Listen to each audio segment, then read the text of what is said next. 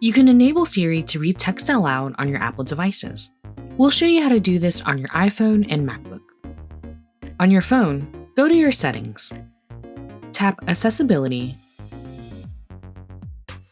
followed by Spoken Content.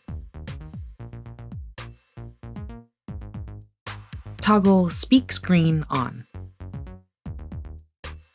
Now, if you want Siri to read your screen aloud, slide 2 fingers down from the top of the screen. Food, overview recipes, nutrition facts, types, videos, products. You can change the speed of the reading, pause the reading, and go back and forth between pages. You can also trigger Siri to read your screen by stating, "Hey Siri, speak screen." Bread, baking, bread, food, overview.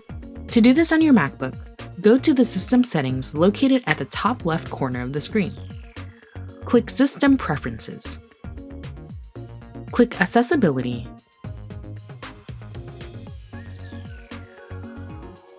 Followed by Spoken Content. Choose Speak Selection.